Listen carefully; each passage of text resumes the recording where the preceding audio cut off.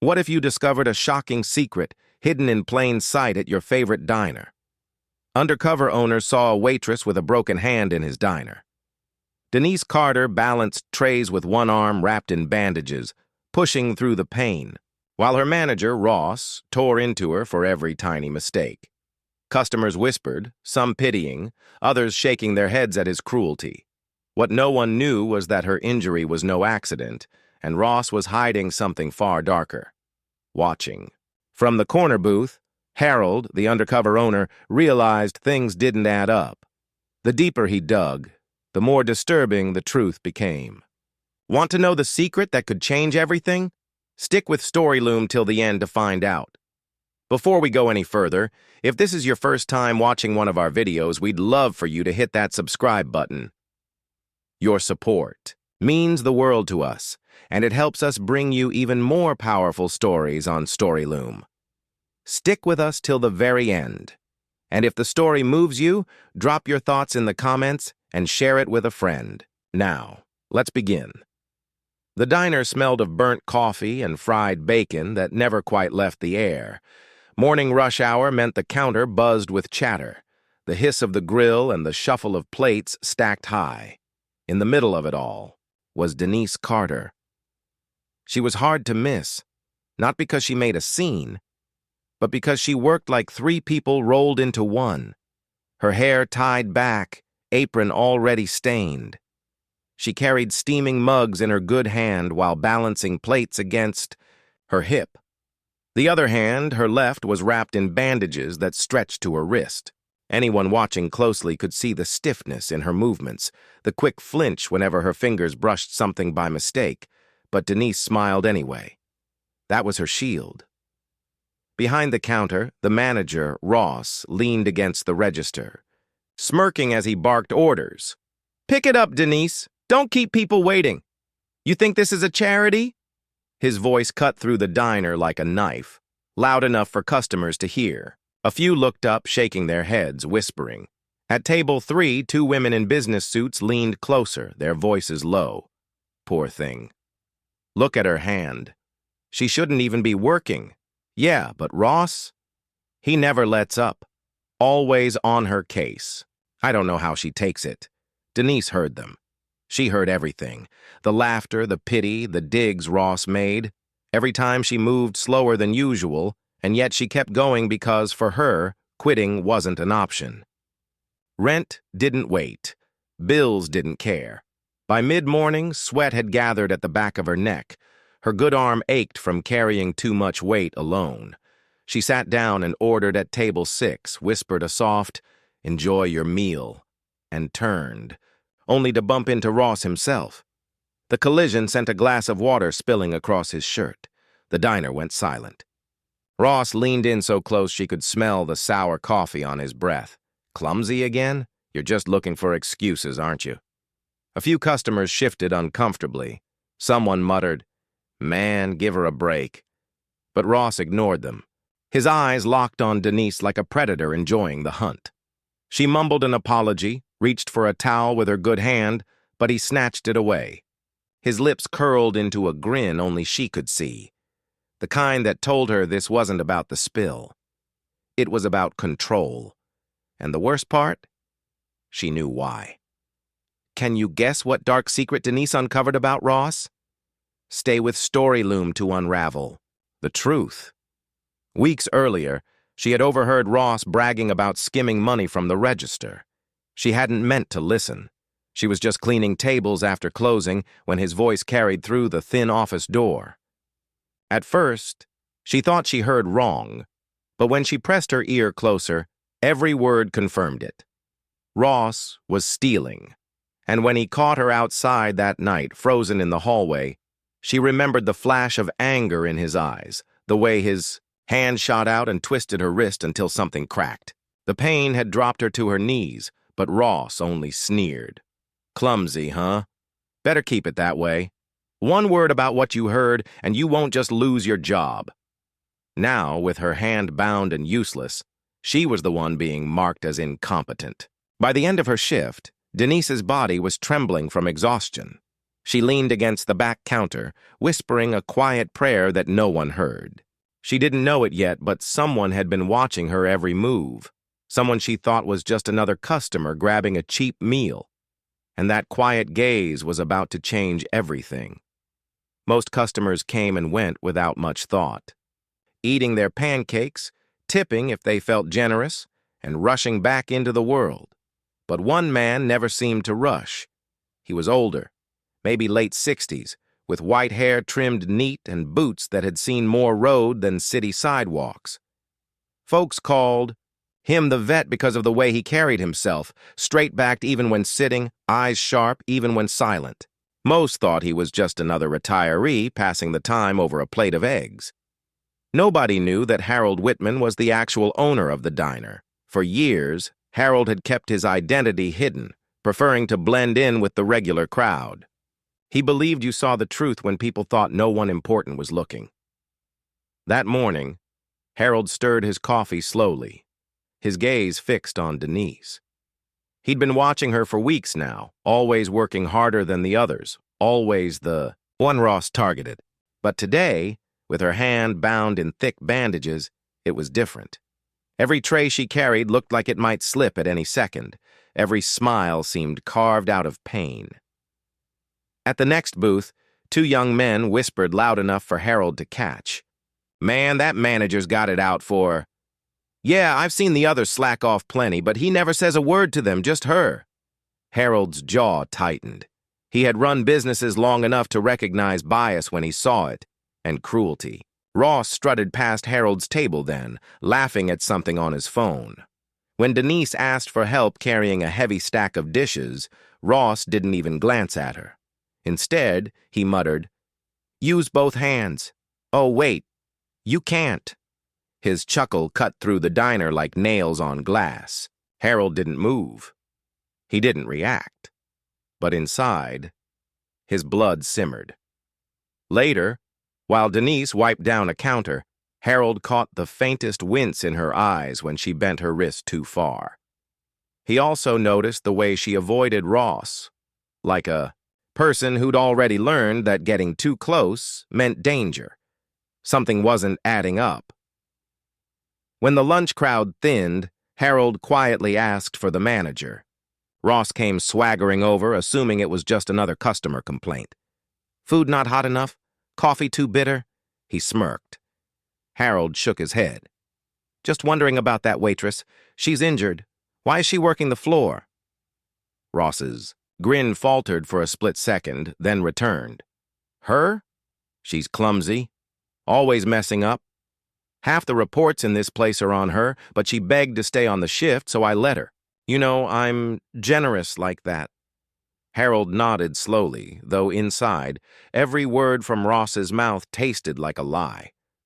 Generous? No. He'd seen the way Ross sneered, the way the customers whispered, the way Denise pushed through pain just to keep her dignity. That night, Harold sat alone at the corner booth long after most had gone. His coffee had gone cold, untouched.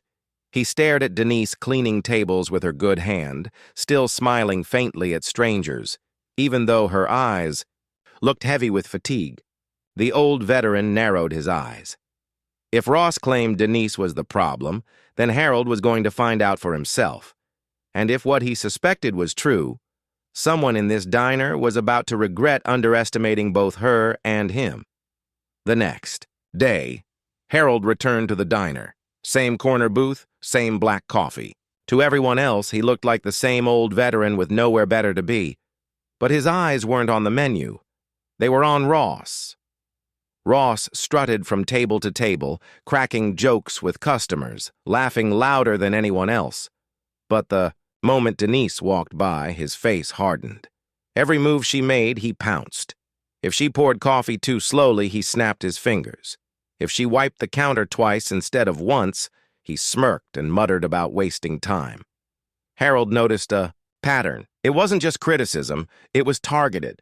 And when Denise dropped a single fork, Ross shook his head dramatically, telling a nearby table, "See what I deal with? Always careless." Customers chuckled nervously, not sure if it was serious. Denise bent down, her good hand trembling, cheeks burning. By now, Harold's suspicion had turned into certainty. Ross was setting her up. That afternoon, Harold slipped into the back office under the pretense of looking for the restroom. The door was unlocked, papers scattered across the desk. His eyes landed on a stack of misconduct forms. Page after page had Denise's name scrawled across the top, each one accusing her of petty things, spilled drinks, forgotten orders, bad attitude. But Harold had eaten there for months. He'd never once seen Denise act out of line. He flipped further and found something worse. Cash register tallies that didn't add up. Every week the numbers dipped, but no reports had been filed. His stomach sank. He knew what theft looked like. He'd caught men in his old businesses before. Ross wasn't just cruel. He was dirty. That night, Harold stayed longer than usual, sipping his coffee while the diner emptied. As the last customers left, Ross retreated to the office. The door didn't close all the way, and voices drifted out. "Another $5,000, easy," Ross bragged, laughter spilling into the hallway. And when they noticed the cash missing, that little waitress takes the fall. She's already got the most write-ups. Nobody's going to believe her over me. A second voice, one of Ross's drinking buddies, snorted, "You're playing with fire, man. What if she talks?" Ross's voice dropped, colder. "She won't. Not with that hand." Broke it good enough to remind her who's in charge. Harold froze in the shadows, fists curling tight. The air in his chest turned heavy, each breath slower, harder. This wasn't just theft. It was abuse, racial, physical, deliberate. He thought of Denise smiling through the pain, carrying on, like nothing had happened, and something inside him twisted. The conversation inside ended with drunken laughter. Harold slipped out the side door into the night, the cool air cutting across his face. For the first time in years, his military instincts stirred. He'd seen injustice in the world, but to find it rotting in his own business, he wouldn't let it stand. The truth was out, and tomorrow the mask would come off. The morning rush returned like clockwork. Coffee pots hissing, forks clinking, voices rising and falling across the diner. Denise moved between tables, her wrapped hand stiff against her apron. To most, she looked like just another tired worker pushing through the pain. To Harold, she looked like someone carrying a weight far heavier than dishes. But today wasn't going to be just another day. Harold entered quietly. Same boots, same denim jacket, but this time, his shoulders squared differently. He wasn't here as a customer. He was here as the owner. Ross was by the counter, laughing too loudly, joking with two waitresses who rolled their eyes when his back turned. The second he saw Harold, his grin faltered. "You again? Back for the eggs?" Harold didn't answer. Instead, he walked to the middle of the diner and tapped his spoon gently against his coffee cup. The soft metallic ring drew curious looks from every booth. Conversations quieted. Forks paused. Denise froze mid-step, her eyes darting toward him. "Morning, everyone," Harold began, his voice calm but firm. "I think it's time you all know who I really am." Ross chuckled nervously. "What? You're writing a book or something?" Harold's gaze locked on him. "No, I own this diner." The room went dead silent. A fork clattered onto a plate. Denise's eyes widened, her lips parting in shock. For years, nobody knew the old man. At the corner booth was the one signing their paychecks. Ross barked out a laugh, though his face had drained pale. "You? You're joking!" Harold pulled a folder from under his jacket and placed it on the counter. Pages spilled out. Misconduct. Reports, financial sheets, photocopied register logs. I've watched long enough. "I know what you've been doing, Ross. Every false report you filed against Denise, every dollar you skimmed from the register, and I know what you did to her hand." Gasps rippled through the diner. Customers. turned in their seats. The two women from the business table whispered, "I knew it. I knew he was dirty." Ross stammered, his voice cracking. This is ridiculous. You can't prove—" Before he could finish, two uniformed officers walked through the door. Harold had called them that morning. Their presence alone silenced the room. Ross's bravado shattered. "Wait, you can't! This isn't—" But the cuffs snapped around his wrists before he could finish. The diner erupted in murmurs as Ross was led out, his protests drowned beneath the clink of chains. Denise stood frozen, her good hand pressed against her chest. For once, Ross wasn't looming over her. For once, the weight of blame had shifted.